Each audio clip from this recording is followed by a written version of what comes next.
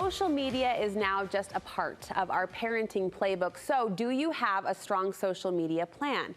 Anna McFarland has a passion for providing parents with smart technology tools, and she recently published a comprehensive social media guide for families, a great resource. She's here with 5 things you can do right now to create healthy social media experiences at home. I am so grateful someone like you with your expertise is stepping forward and helping us as parents structure this plan. It's totally overwhelming. I know you hear from a lot of families who are shying away from the topic altogether. Is it that overwhelm that's kind of paralyzing them? Yeah, because it can be scary, right? It can be really terrifying. We didn't grow up with this. It's uncharted territory, and fear and sensationalism spread really quickly. So it's easier to pretend like it doesn't exist or to throw it all away and ignore it. But we gotta face it head on. Lean in. We've gotta lean in. And I think of this as we really are parenting pioneers. We are the first generation to see the wave all the way through. So it is kind of unknown territory that you're helping us chart. The first step you say as we set out to establish this healthy home, this healthy social media home, is to remove shame from the conversation of social media. Right. It's so easy because we're scared to have shame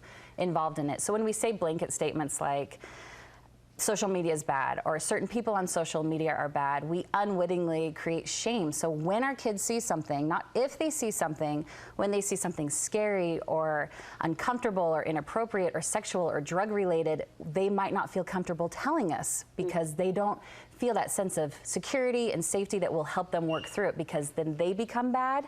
And so we got to use really strong words and remove shame and let them know they can always come to us and talk to us. I like that you touched on just the negativity. I think we're often negative about something we don't understand, and so it's easy. And I say this as someone who kind of entered social media at a midpoint. I think it's easy to say, you know, to highlight the downsides of social media, but this is how they connect. This is how they communicate. So that positive play is going to serve you well. You say a great family guideline, a great family base to lay as your foundation is the idea of light, that we can use social media for good, to spread light. Yes.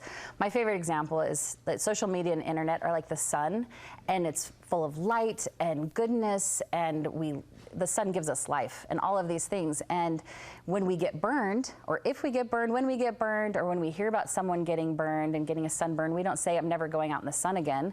We say, oh, let's make sure that I have enough sunblock on, or that I only go out during certain hours, or whatever. And that's the same thing. We have to set up rules. We have to set up guidelines for when we're online, and not just throw away the sun altogether, and spread that light. Share that light with other people. I love that example. Share the light. We've got a couple examples of light sharing messages that you've posted and shared recently on social media. One is a simple quote. Is it helpful to show examples like this, like the one that we're going to see on the screen, to our kids as examples of what light looks like?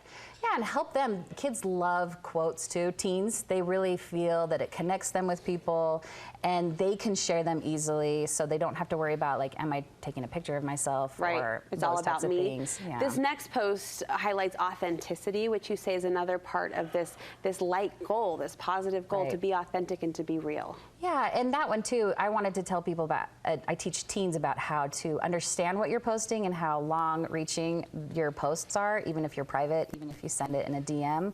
So you got to keep your values on social high.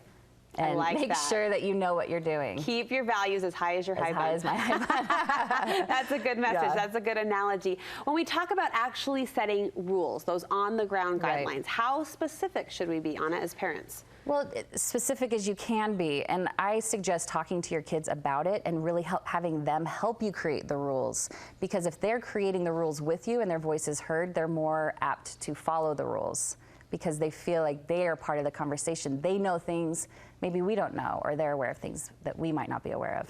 You encourage parents to write and have their family members sign a written contract, as in ink on paper. Right. Yes, and if you're creating rules and you have them on a piece of paper and everyone signs it, you're literally on the same page. And we have ours on the refrigerator, and when my kids don't follow the rules, I just point at it and say, oh shoot, you signed it, you know what the rules are. And they don't say, well, I don't remember saying that, but it's there, it's on the fridge, and we signed it, and we're all together. We've pulled from your fridge. Here's an example of a social media contract. Talk us through just a couple of specifics you would recommend parents include in this document. Yeah, this one's for the younger kids about being online, but basically, how old are you going to be when you're online? And what are the times that we can be on it? And where do we turn our screens in at night? And what do I have to get done before I'm on any screen? And what's etiquette when you're on? all of those types of things. Learn about the COPPA, learn about these rules and regulations for social media and for certain apps. Are you a believer in setting time parameters for our children? Yes. Oh, for sure. Locking down the minutes. They have to learn, just like with anything. We have to help them learn. And we can't just, it's not a free-for-all. And how involved are you in your kids' accounts? Are you their friend? Are you their friend's friend? Definitely, but also I have access. They can't hide it from me. I grab their phones, I look at their content, and they know that. That's part of the deal. And fifth and finally, you say keep this an open conversation, an ongoing dialogue. Yeah, it's not like you make the contract, put it on the fridge, and you're done. Like Darn it, signed, sealed, delivered, no? No, you've got to keep talking about it. Ask them, like, not serious questions. What are you doing? Are you still on Snapchat? How are you feeling about Instagram? Are you following any new accounts? What are your friends on? Just constant conversation. And then they're ready to talk to you more often. When something does happen, it's there. I've appreciated this conversation. This is only the tip of the iceberg. Where can we get our hands on your social media guide? It's on familysocialguide.com. And there are two guides. There's one for young kids, just on the internet and safety, and there's an older one for older kids talking about social media. And then if you use the code Studio5, then you get buy one, get one. So we'll you get one for free. We'll get both. We appreciate your area of expertise and your guidance. So much. Thanks for sharing.